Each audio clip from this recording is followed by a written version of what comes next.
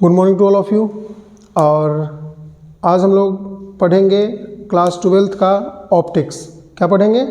Class 12th का optics, ठीक है, जो बोर्ड के एग्ज़ाम के लिए बहुत इंपॉर्टेंट है। और अभी हम लोग का टाइम भी है रिवीजन का, सो हम लोग अभी रिवाइज करेंगे ऑप्टिक्स। तो ये क्लास थोड़ा सा स्पीड में जाएगा बट टोटल कॉन्सेप्ट के साथ जाएगा, समझ आया? तो अभी हम लोग पढ़ते हैं ऑप्टिक्स। तो हम लोग को पता होना चाहिए कि ऑप्टिक्स क्या है। ऑप्टिक्स जो है वो हम लोग इसमें लाइट के बारे में पढ़ते हैं। किसके बारे में पढ़ते हैं? लाइट के बारे में, समझ आया? और इसमें हम लोग दो पार्ट में पढ़ेंगे ऑप्टिक्स को। एक में पढ़ेंगे हम लोग रे ऑप्टिक्स और दूसरे में पढ़ेंगे वेव ऑप्टिक्स। और रे ऑप्टिक्स तो हम लोग पहले भी पढ़ चुके हैं क्लास 10th में, ठीक है।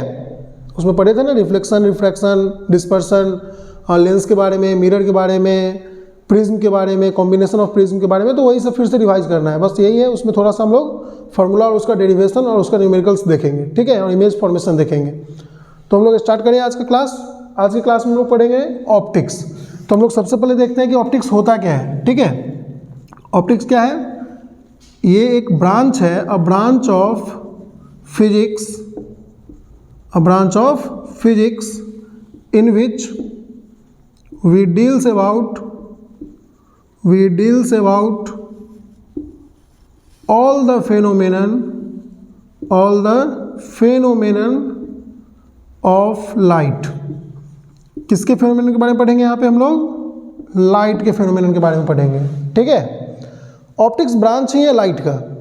लाइट के बारे में हर एक फेनोमेनन यहाँ पे हम लोग पढ़ेंगे, as like reflection, refraction, dispersion, polarisation, diffraction, हर एक चीज़ के बारे में यहाँ पे हम पढ़ेंगे और कंप्लीट स्टडी करेंगे इसका, ठीक है, समझ आया? तो ऑप्टिक्स आज के बाद कोई पूछेगा तो बता देंगे। जैसे हम लोग काइनेमेटिक्स पढ़ते हैं, मोशन के बारे में, डायनेमिक्स पढ़ते हैं, कॉज ऑफ मोशन के बारे में, उसी तरह से एक पार्ट ये भी हमारा ऑप्टिक्स, ठीक है। तो हम लोग स्टार्ट करते हैं ऑप्टिक्स। ऑप्टिक्स का मतलब समझ में आया कि ये क्या है? ऑप्टिक्स एक ब्रांच है फिजिक्स का, जिसमें हम लोग किसके बारे में पढ़ते हैं? लाइट और उसके फिनोमिनन्स के बारे में पढ़ते हैं, ठीक है। तो सबसे पहले तो हम लोग लाइट के बारे में पढ़ना होगा ना, ठीक है। तो हम लोग स्टार्ट करते हैं ऑप्टिक्स में। सबसे पहला लाइट के बारे में पढ़ना कि आखिर लाइट है क्या, ठीक है। तो हम लोग स्टार्ट करते हैं अब। तो ऑप्टिक्स में अब हम लोग पढ़ेंगे किसके बारे में? लाइट के बारे में। तो आप लोग को अच्छे से पता है लाइट होता क्या है, हम लोग तो बचपन से पढ़े हैं। लाइट क्या है? अ फॉर्म ऑफ एनर्जी है, अ फॉर्म ऑफ एनर्जी। अब ये आखिर जैसे मान लो कि हीट है, तो हीट भी एक फॉर्म ऑफ एनर्जी है। तो वो क्या करता है? टेम्परेचर को बढ़ाता है या घटाता है। साउंड क्या है? हम लोग को एक एबिलिटी देता है हियरिंग का। उसी तरह से लाइट जो है ये हम लोग को भी एक एबिलिटी देता है। किस चीज़ का? विजन का। किस चीज़ का? विजन का, या बोल सकते हैं विजिबिलिटी का। किसी चीज़ को हम देख पाते हैं इसके कारण। अगर लाइट नहीं होता, डार्कनेस होता, तो हम लोग किसी चीज़ को देख नहीं पाते। तो लाइट के प्रेजेंस के कारण ही हम लोग किसी भी चीज़ को क्या करते हैं? देख पाते हैं, समझ आया? तो लाइट का सबसे नॉर्मल डेफिनेशन यही है। बाद में कि जो भी हम बोल दें कि इलेक्ट्रोमैग्नेटिक वेव है, लाइट रे के फॉर्म में चलता है, स्ट्रेट पाथ पे चलता है, तो देखेंगे अभी ये सब। तो ये सब पता है लाइट का एक प्रॉपर्टी है, ठीक है। बहुत आदमी लाइट का बहुत सारा डेफिनेशन बोलता है, वो करता क्या है? वो प्रॉपर्टी को लाता है यहाँ पे, समझ आया? तो ये भी जो हम बता रहे हैं ये भी एक प्रॉपर्टी है, बट ये एक नॉर्मल सा डेफिनेशन बनता है हमारा कि लाइट क्या है? एक फॉर्म ऑफ एनर्जी है which gives us the tendency of vision. हम लोग को देखने का क्षमता देता है ये, समझ आया? कोई दिक्कत? बाद बाकी इसके जितने भी प्रॉपर्टीज़ है वो हम लोग अलग से एक टॉपिक बना के भी पढ़ेंगे, प्रॉपर्टीज ऑफ लाइट। और ऐसे ही करते करते फेनोमेनन पे जाएंगे, फिर रिफ्लेक्शन पे जाएंगे, फिर रिफ्लेक्शन में देखेंगे कि टाइप्स ऑफ रिफ्लेक्शन क्या क्या है, फिर मिरर पे आएंगे, image, real image, virtual image, सब पढ़ चुके हैं। फिर से हम लोग एक बार रिवाइज करेंगे, ये सब क्लास 10th में भी हम लोग पढ़े, ठीक है। तो हम लोग क्या करते हैं अब? लाइट समझ आए लाइट क्या है? तो सबसे पहले आपसे एक क्वेश्चन पूछा जाएगा कि ऑप्टिक्स क्या है। तो हम लोग बताएंगे कि ऑप्टिक्स क्या है? Study of light and it's phenomenon है, ये फिजिक्स का एक ब्रांच है। फिर उसमें आया कि लाइट क्या है? तो लाइट एक फॉर्म ऑफ एनर्जी है जो क्या देता है? हम लोग को विजिबिलिटी का टेंडेंसी देता है। यहाँ तक कोई दिक्कत? अब हम लोग यहाँ के बाद पढ़ेंगे प्रॉपर्टीज ऑफ लाइट। क्या पढ़ेंगे? प्रॉपर्टीज ऑफ लाइट, ठीक है। बहुत सारे प्रॉपर्टी की बात करेंगे यहाँ पे, बहुत सारा कॉन्सेप्ट भी मिलेगा, बहुत सारा बात आप लोग जानते हैं, बहुत सारा न्यू मिलने वाला है यहाँ। तो अब हम लोग बात करते हैं properties of light. Properties of light, एक एक करके हर एक प्रॉपर्टी को देखेंगे हम लोग, ठीक है। तो प्रॉपर्टीज ऑफ लाइट में जो सबसे पहला प्रॉपर्टी हम लोग पढ़ेंगे लाइट के बारे में वो ये है, जो बहुत इंटरेस्टिंग भी है, कि light makes thing visible, light makes thing visible but itself invisible. ये बहुत इंटरेस्टिंग लाइट के बारे में एक चीज़ है जो हम लोग कभी पकड़ नहीं पाते हैं। ठीक है, हम लोग को क्या लगता है कि हम लोग लाइट को देख पाते हैं, लेकिन अगर एक बार सोच कर देखो जहाँ बैठे हो वहाँ पे लाइट है किधर, दिख ही नहीं रहा है। तुमको ऑब्जेक्ट दिख रहा होगा तुम्हारे आसपास, हर एक चीज़ रिस्पेक्टिव हर एक ऑब्जेक्ट दिख रहा है। ठीक है, हम लोग हर एक चीज़ को देख पा रहे हैं, लेकिन लाइट नहीं दिखता है। समझ आया? तो लाइट को हम लोग देख नहीं पाते हैं। क्यों नहीं देख पाते पता है? थोड़ा देर में पता लगेगा। ठीक है, जब हम बताएंगे कि लाइट एक वेव है, और वेव तो अगर लाइट एक वेव है, और हम लोग जानते हैं कि लाइट कौन सा वेव है, ट्रांसवर्सल में एक इलेक्ट्रोमैग्नेटिक वेव है। और इलेक्ट्रोमैग्नेटिक वेव तो हमारा ब्लूटूथ भी है, हमारा वाईफाई का बैंड भी है, हमारा टावर, मोबाइल का टावर सिग्नल भी है, रेडियो सिग्नल भी है। देख पाते हैं? नहीं देख पाते हैं। तो फिर दिमाग में आता है कि पता है सर इसका ना फ्रीक्वेंसी कम है। तो ठीक है, फ्रीक्वेंसी कम है तो ज़्यादा फ्रीक्वेंसी वाले को भी तो नहीं देख पा रहे हैं। कहाँ अल्ट्रावायलेट रेज को नहीं देख पा रहे हैं, एक्सरे को नहीं देख पा रहे हैं। तो हम लोग कभी भी इलेक्ट्रोमैग्नेटिक वेव को बस महसूस कर सकते हैं मैग्नेटिक फील्ड या इलेक्ट्रिक फील्ड में, लेकिन हम देख नहीं सकते हैं। समझ आया? तो ये करता क्या है कि ये किसी भी ऑब्जेक्ट को विजिबिलिटी मिला देता है। ठीक है, किसी भी मास को। तो एक तो ये हो गया। दूसरा, light always travel on the straight path. Light हमेशा किस पाथ पे चलता है? स्ट्रेट पाथ पे चलता है। पता है इसके बारे में भी एक इंटरेस्टिंग बात बताते हैं कि लाइट इतना स्ट्रेट कैसे चलता है। एक बात बताते हैं, एक चीज़ हम समाज में एक्सपीरियंस किए हैं कि अगर हम लोग अपने बाइक को या फिर जो साइकिलिंग करते हैं, वो जब कभी कॉर्नर आता है तो वहाँ पे लोग गाड़ी मोड़ते हैं या फिर बाइक मोड़ते हैं या फिर साइकिल मोड़ते हैं, तो हम लोग क्या करते हैं पता है? अपना स्पीड कम कर लेते हैं, क्योंकि जिस चीज़ का वेलोसिटी जितना ज़्यादा होगा वो उतना ही अपने डायरेक्शन के प्रति उतना वफादार होता है। ठीक है, और हमको पता है कि light is the fastest medium known to our universe. Light का स्पीड कितना होता है? 3 × 10⁸ मीटर पर सेकेंड। मतलब अप्रॉक्सीमेट अगर वैक्यूम में देखा जाए तो ये 3 लाख किलोमीटर पर सेकेंड होता है, और बहुत ज़्यादा स्पीड होता है ये। इतने स्पीड में मुड़ना संभव नहीं है। ठीक है, तो लाइट जो है ये हमेशा कैसे प्रोपेगेट करेगा? ये हमेशा प्रोपेगेट करता है स्ट्रेट पाथ पे। ठीक है, बहुत सारा बच्चा ये सोच रहा होगा कि रिफ्लेक्शन में तो मुड़ता है ना, तो रिफ्लेक्शन में फिर क्या होता है? कोई एक ऑब्जेक्ट आता है, रिफ्लेक्टर आता है। ठीक है, वो केस हम लोग पढ़ेंगे, लेकिन आफ्टर रिफ्लेक्शन भी वो कैसे चलता है? स्ट्रेट ही चलता है। समझ आया? तो लाइट तो एक ये है कि स्ट्रेट पाथ पे चलता है। अगर आज के बाद कोई पूछता है कि लाइट स्ट्रेट क्यों चलता है, तो हम उसको बता सकते हैं, समझा सकते हैं कि लाइट क्या है? हाई वेलोसिटी के साथ चलता है। तो वेलोसिटी जब जिसके पास जितना ज़्यादा होगा वो अपने डायरेक्शन के प्रति उतना ही वफादार होगा। ठीक है, वो अपने डायरेक्शन को छोड़ेगा नहीं जल्दी। ठीक है, जैसे मान लो कि कोई बुलेट फायर करते हैं, हम उसका डायरेक्शन चेंज कर सकते हैं क्या? नहीं कर सकते हैं। ठीक है, क्लियर हुआ ये बात? अच्छा, अब तीसरा प्रॉपर्टी पे आते हैं। तो हम लोग देखते हैं कि लाइट किस फॉर्म में चलता है। तो light travel in the form of रे। ये किस फॉर्म में चलता है? रे के फॉर्म में चलता है। बचपन में पढ़े होंगे ना, लाइन जिसका कोई एंड पॉइंट नहीं है, रे जिसका एक एंड पॉइंट है एक एंड पॉइंट नहीं है, लाइन सेगमेंट जिसका दोनों एंड पॉइंट है। तो जब लाइट कहीं से किसी सोर्स से जब इमिट होता है, निकलता है, तो हमको पता तो है कि यहाँ से इमिट होता है, लेकिन जाता कहाँ है ये हमको नहीं पता। ठीक है, तो एक एंड पॉइंट पता है, अगला एंड पॉइंट हम लोग को कभी पता ही नहीं चलता कि कहाँ तक गया। ठीक है, इसलिए इसको क्या बोलते हैं? इसको रे बोलते हैं, क्योंकि हमको इसका एक ही एंड पॉइंट पता होता है। क्लियर हुई ये बात? तो लाइट किस फॉर्म में चलता है? हमेशा रे के फॉर्म में चलता है। नेक्स्ट बात देखते हैं कि लाइट है क्या यार। तो नेक्स्ट अब देखते हैं, तो हम लोग को पता लगा कि light travel in the form of electromagnetic wave. The form of electromagnetic wave. Light किस फॉर्म में चलता है? इलेक्ट्रोमैग्नेटिक वेव के फॉर्म में चलता है। ठीक है, अच्छा इलेक्ट्रोमैग्नेटिक पढ़े हैं ना मैग्नेटिज्म में, वहाँ पे हम लोग क्या देखें? इलेक्ट्रोमैग्नेटिक अगर कोई चीज़ होता है उसमें क्या क्या होता है? इलेक्ट्रिक फील्ड भी होता है नहीं, और मैग्नेटिक फील्ड भी होता है। मतलब जो लाइट है इसके पास इलेक्ट्रिक फील्ड भी है और मैग्नेटिक फील्ड भी है। अच्छा, यहाँ पे हम लोग को ये भी पता है कि इलेक्ट्रिक फील्ड और मैग्नेटिक फील्ड में एंगल कितने का होता है? 90 डिग्री का होता है। कितने डिग्री का होता है? 90 डिग्री का होता है। ठीक है, जो प्रोपेगेशन होता है, अगर ध्यान से समझो तो एक बार सोच कर देखो कि जो लाइट होता है ना वो कैसे चलता है पता है? उसमें इलेक्ट्रिक फील्ड भी और मैग्नेटिक फील्ड भी है। तो ऐसे समझो जैसे इलेक्ट्रिक फील्ड अगर वर्टिकल चल रहा है तो मैग्नेटिक फील्ड क्या होगा, वो हल्का सा हॉरिजॉन्टल चलेगा। क्लियर है ये बात, समझ आया?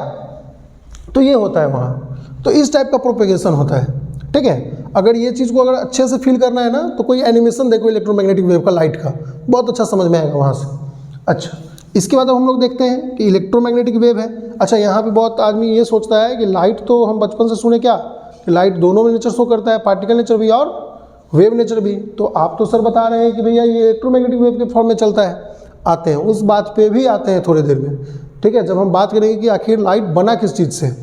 ठीक है, नेक्स्ट अब हम लोग इसके बारे में जो पढ़ेंगे वो पढ़ेंगे। अच्छा, इलेक्ट्रोमैग्नेटिक वेव है ना, तो एक चीज़ तो हम लोग को पहले से पता होगा कि कोई भी इलेक्ट्रोमैग्नेटिक वेव जो होता है उसको कोई भी मीडियम नहीं चाहिए ट्रैवल होने के लिए, कोई भी मीडियम नहीं चाहिए ट्रैवल होने के लिए। तो हम नेक्स्ट टॉपिक ये भी लिख सकते हैं इसके बारे में, नेक्स्ट पॉइंट, कि लाइट डजंट नीड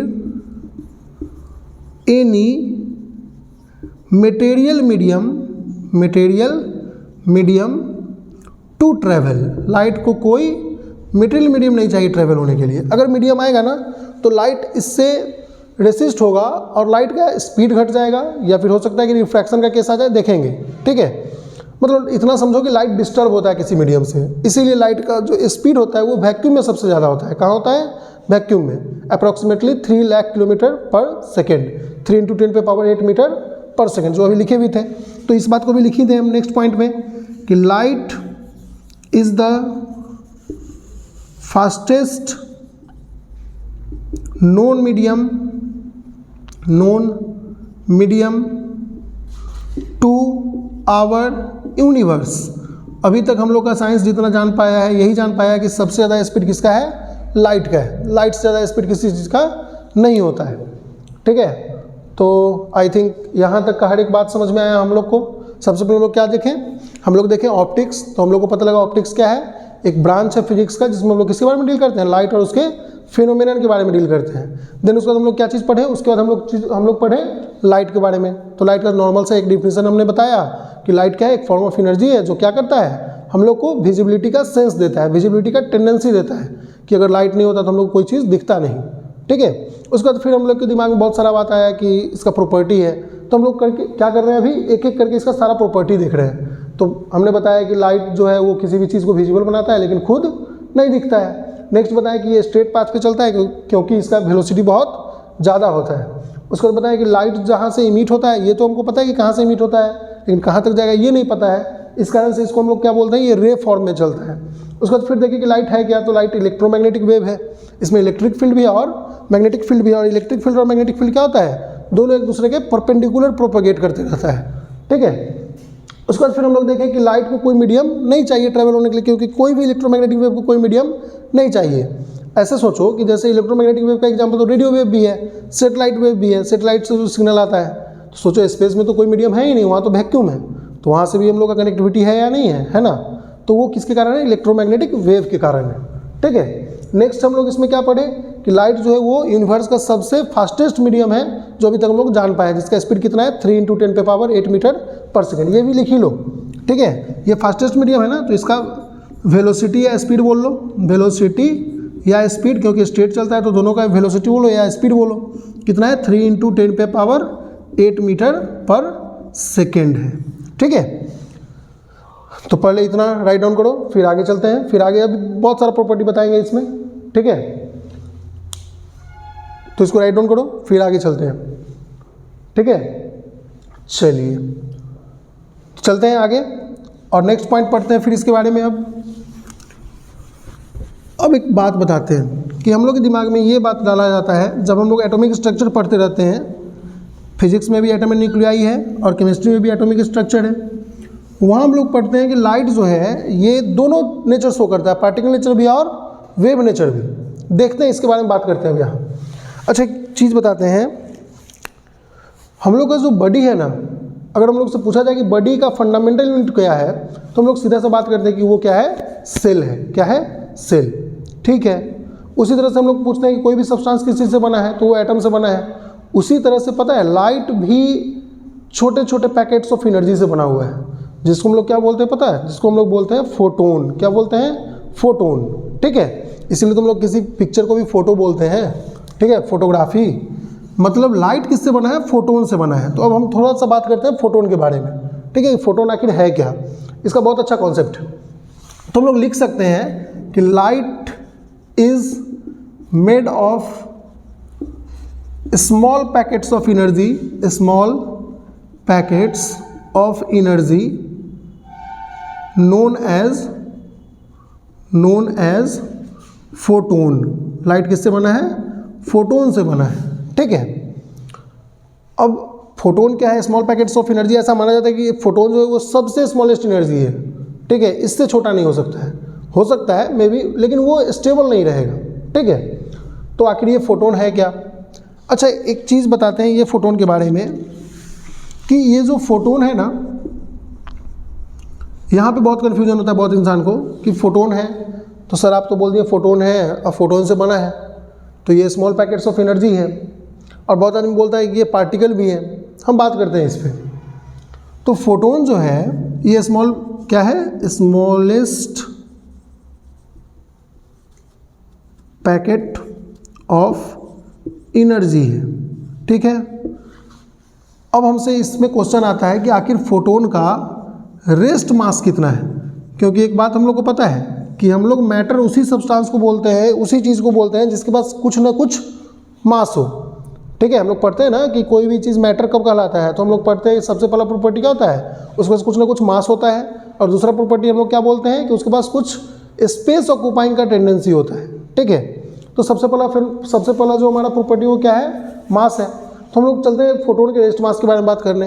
अच्छा, एक बात बताओ, अगर कहीं पे लाइट है तो लाइट तो जब भी रहेगा तो वो मूव करते रहेगा, वो तो ट्रैवलिंग रहेगा। तो ट्रैवलिंग रहेगा तो वो भी फास्टेस्ट, मतलब 3 लाख किलोमीटर पर सेकेंड। और हमको पता है कि इतना स्पीड हम लोग अचीव नहीं कर सकते हैं। तो एक बात बताओ, कोई चीज़ ट्रैवल कर रहा है और तुमको उसका मास बताना पड़े, वो भी सबसे फास्टेस्ट है, तुम उसके स्पीड में दौड़ भी नहीं सकते हो, तो क्या तुम उसका मास डिफाइन कर पाओगे, नहीं। तो पता है कहीं कहीं कन्फ्यूजन हो जाता है, कहीं कहीं आदमी बोलते थे फोटोन का मास 0 है। नहीं, 0 एक डिफाइंड वैल्यू है और हम लोग को इसका डिफाइंड वैल्यू पता नहीं होता है, ठीक है। इसलिए बहुत अच्छे से हम लोग इसको क्या लिख देते हैं कि इसका स्पीड अनडिफाइंड होता है। क्या होता है, अनडिफाइंड होता है, ठीक है। ये अनडिफाइंड मास है। अब अनडिफाइंड कुछ भी हो सकता है, ठीक है। तो इसके लिए भी हमारे पास एक प्रूफ आया, ठीक है, कि अनडिफाइंड कैसे होगा। तो इसके लिए आइंस्टीन का हम लोग को पढ़ना पड़ता है मास थ्योरम, ठीक है। जानते होगे या नहीं जानते होगे फिर बताते हैं हम, ठीक है, कि आइंस्टीन क्या बोला था। थोड़ा सा पेचीदा बात है, बट सुनने में थोड़ा अजीब लगेगा, बट है बहुत तगड़ा। हम लोग क्या पढ़े हैं कि मास कभी चेंज होता नहीं है, लेकिन आइंस्टीन जब इसके ऊपर बात किए तो वो ये बोले कि हम लोग मास को चेंज कर सकते हैं, या फिर कोई चीज़ का मास चेंज होता है।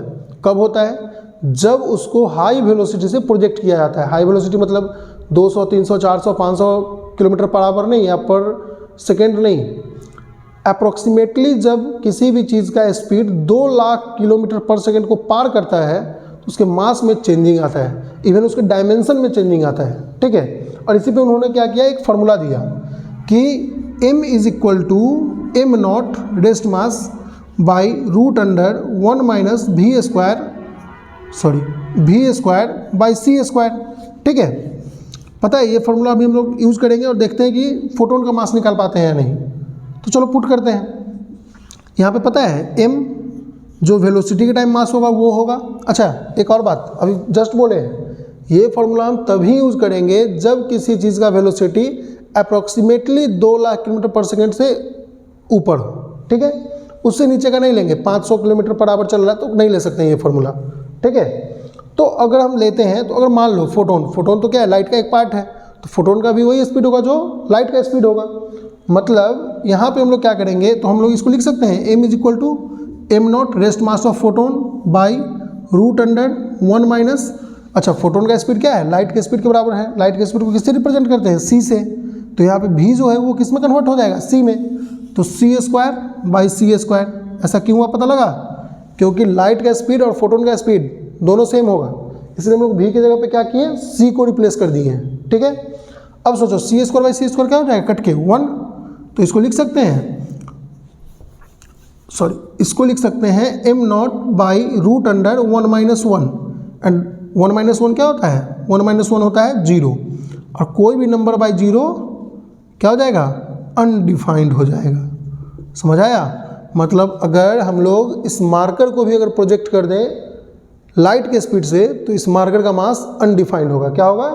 अनडिफाइंड होगा। क्लियर है ये बात?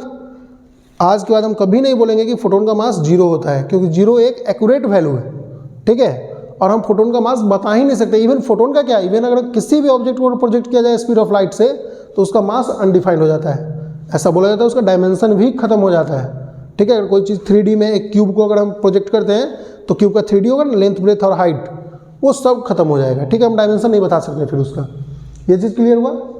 तो इसको भी राइट डाउन कर लीजिए कि लाइट किससे बना है? Small packets of energy photon से बना है, और फोटोन का कितना रेस्ट मास कितना होता है? अनडिफाइंड होता है, 0 कभी नहीं बोलेंगे, ठीक है। ये कहाँ से पता लगा? तो आइंस्टीन के मास थ्योरम से पता लगा। और एक और बात बताए थे कि इस थ्योरम को यूज़ करने से, इस फॉर्मूला को यूज़ करने से पहले हम एक चीज़ जान लेंगे कि हम जिस मास का निकालने जा रहे हैं, जिस मास के लिए फॉर्मूला यूज़ करने जा रहे हैं, उस मास का स्पीड अप्रॉक्सीमेटली 2 लाख किलोमीटर पर सेकेंड से ज़्यादा होना चाहिए। क्लियर हुई ये बात? कोई दिक्कत? इसको राइट डाउन करिए, फिर आगे चलते हैं। हो गया? इसको लिख लीजिए, फिर चलते हैं आगे। अब हम लोग इसमें पढ़ते हैं आगे लाइट के कुछ और प्रॉपर्टीज़ के बारे में।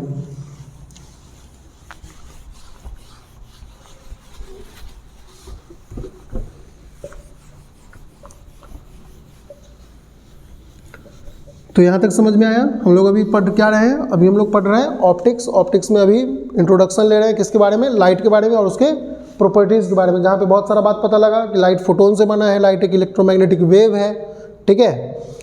लाइट क्या है? स्ट्रेट पाथ पे चलता है, फास्टेस्ट मीडियम है कि नहीं। लाइट का स्पीड 3 × 10⁸ मीटर पर सेकेंड होता है, और लाइट जिस फोटोन से बना उस फोटोन का मास अनडिफाइंड होता है, 0 नहीं होता है, ठीक है। अच्छा, अब थोड़ा थोड़ा एक कॉन्सेप्ट और बताते हैं। अब सोच लो कि फोटोन जो है उसका मास क्या है? अनडिफाइंड है, ठीक है। कब है? जब वो 3 × 10⁸ मीटर पर सेकेंड से ट्रेवल कर रहा है तब है, मतलब जब उसका वेलोसिटी v जो है वो इक्वल टू c हो जाता है तब। अच्छा, सोच कि अगर यही लाइट किसी मीडियम में आए, तो हम बोले थे ना कि मीडियम इसको डिस्ट्रैक्ट करता है, मीडियम इसको रोकता है। मीडियम जब रोकेगा तो क्या होगा? इसका वेलोसिटी घटेगा या बढ़ेगा? हमेशा लॉस ही होगा, मतलब घटेगा।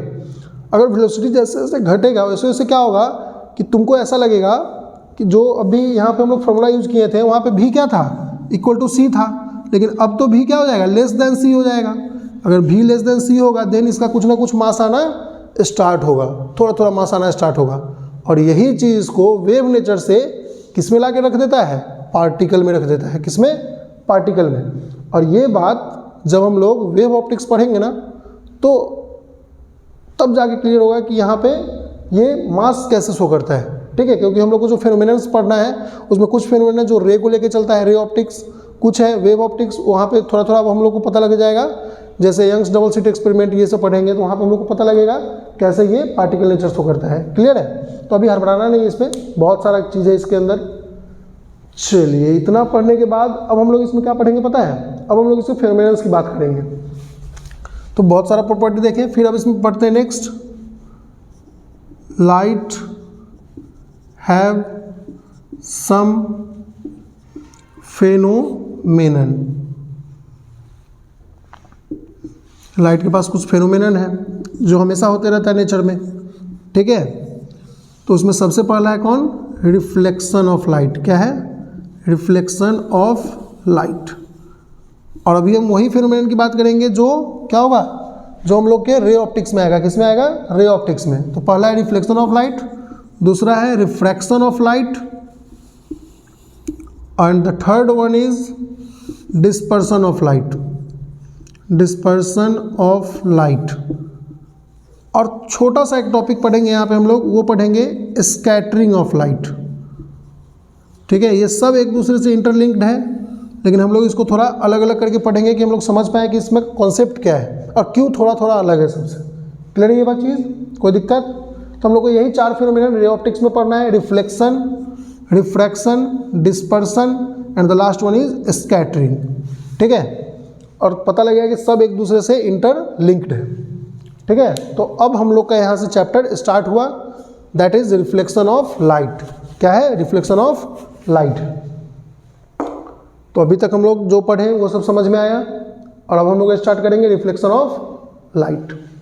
लाइट की प्रॉपर्टीज़ के बारे में पता लगा, कैसे ट्रैवल करता है, क्या होता है, क्या स्पीड, क्या नहीं, किससे बना है, फोटोन से बना है, सब कुछ। ठीक है, तो अब हम लोग स्टार्ट करते हैं रिफ्लेक्शन ऑफ लाइट। देखते हैं रिफ्लेक्शन ऑफ लाइट।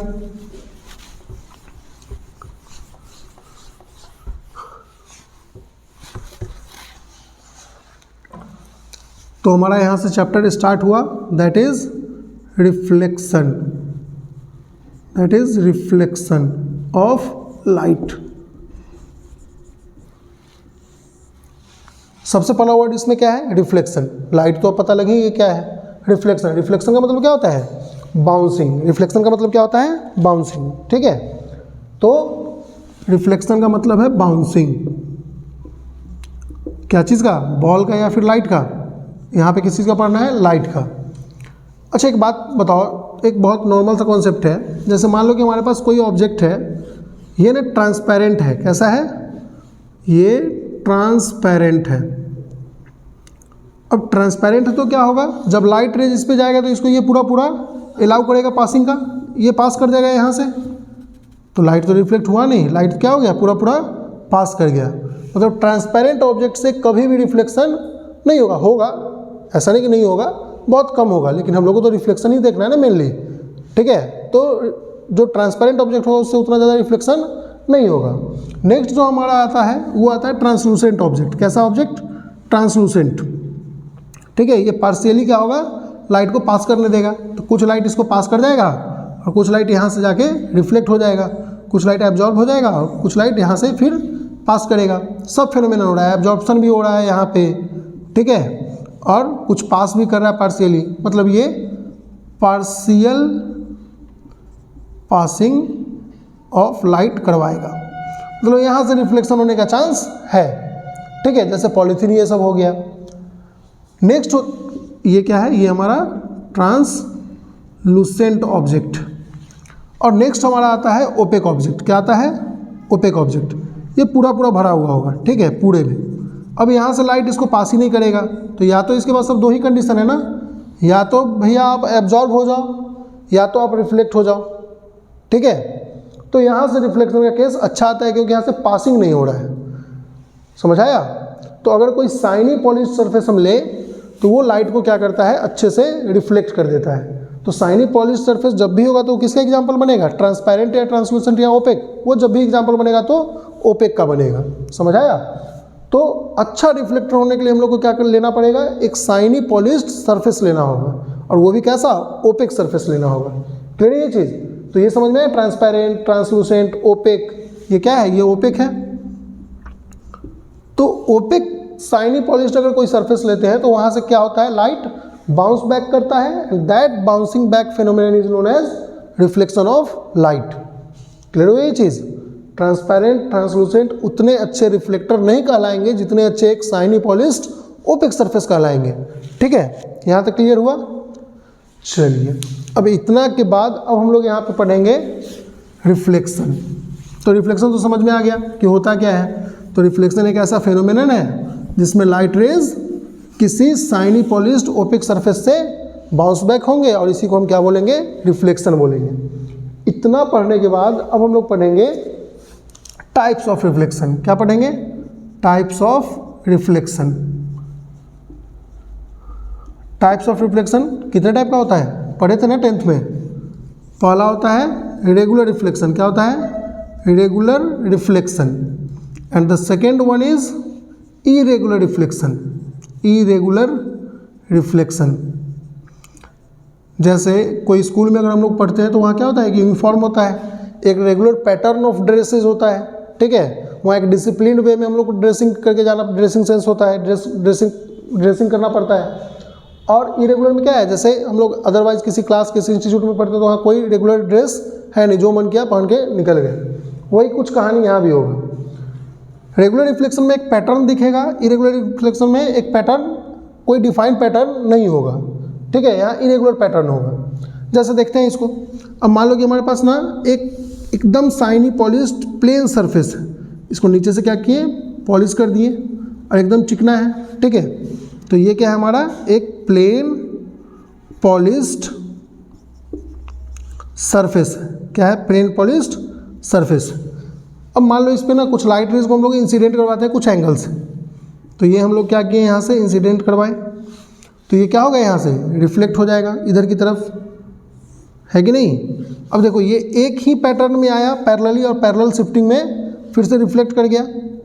अब जो लाइट रेज आता है इसको क्या बोलते हैं पता है? इसको बोलते हैं इंसिडेंट रे। अगर कोई लाइट रेज किसी सोर्स से किसी ऑब्जेक्ट पे आता है उसको हम लोग क्या बोलते हैं? Incident ray. और आफ्टर बाउंसिंग बैक, जब वो बैक जाता है फिर से रिफ्लेक्ट होके, तो इसको क्या बोलते हैं? Reflected ray. कौन सा रे? Reflected ray. एक बात पता लगा होगा यहाँ कि जो इंसिडेंट रे है वो भी पैरेलल था और जो रिफ्लेक्शन हुआ वो भी पैरेलल, मतलब डायरेक्शन सेम है, मतलब ये एक पैटर्न में चल रहा है। किस में चल रहा है? पैटर्न में। अगर हम यहाँ पे तीसरा लाइट रेज ड्रॉ कर देना तुम इसका डायरेक्शन खुद ब खुद बता दोगे कि हाँ सर इधर ही जाएगा, मतलब यहाँ पे एक पैटर्न फॉलो हो रहा है। और क्यों हो रहा है पता है? क्योंकि सब एक ही जैसे सरफेस से रिफ्लेक्ट कर रहा है। और ये क्यों है? क्योंकि ये सरफेस कैसा है? रिफ्लेक्टर, प्लेन पॉलिश्ड सरफेस है। कैसा है? Plane polished surface.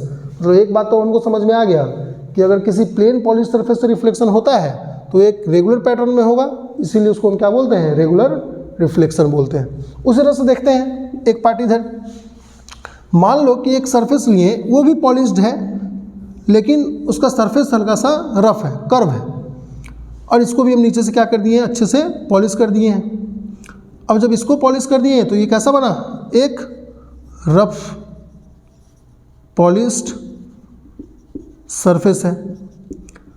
अब मान लो इस पे एक पैटर्न में हम कुछ लाइट रेज को इंसिडेंट करवाते हैं, ठीक है, एकदम पैरेलली। अब सोचो ये तो इधर की तरफ आया तो यहाँ से हो सकता है ऐसे रिफ्लेक्शन हो जाए, ये यहाँ आया तो हो सकता है इधर चला जाए, ये यहाँ आया तो हो सकता है इधर चला जाए। अब देखो लग रहा है कि सब एक डायरेक्शन में रिफ्लेक्ट हुआ, नहीं हुआ। इंसिडेंट तो पैरेलली हुआ बट रिफ्लेक्शन एक साथ नहीं हुआ, अलग अलग डायरेक्शन में हो गया सब, मतलब यहाँ कोई पैटर्न फॉलो नहीं हुआ at the time of reflection. इसलिए इसको क्या बोलते हैं? इसको बोलते हैं हम इरेगुलर रिफ्लेक्शन। क्या बोलते हैं? Irregular reflection. और जब प्लेन पॉलिश सरफेस से रिफ्लेक्शन हुआ इसको क्या बोलते हैं? इसको बोलते हैं रेगुलर रिफ्लेक्शन। क्या बोलते हैं? Regular reflection. ये दोनों क्या था? ये दोनों टाइप था किसका? रिफ्लेक्शन का। क्लियर हुआ ये चीज़?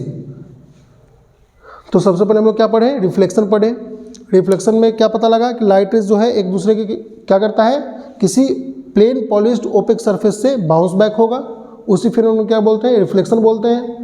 इसमें फिर हम लोग देखें कि टाइप्स क्या क्या है, तो एक पता लगा रेगुलर, एक पता लगा इरेगुलर। रेगुलर में पता लगा कि जब हम प्लेन पॉलिश सरफेस से करेंगे तो रेगुलर, जब किसी रफ पॉलिश सरफेस से करेंगे तो इरेगुलर। फिर यहाँ याद रखेंगे कि ट्रांसपेरेंट, ट्रांसलूसेंट और ओपेक तीन टाइप का ऑब्जेक्ट है on the basis of light.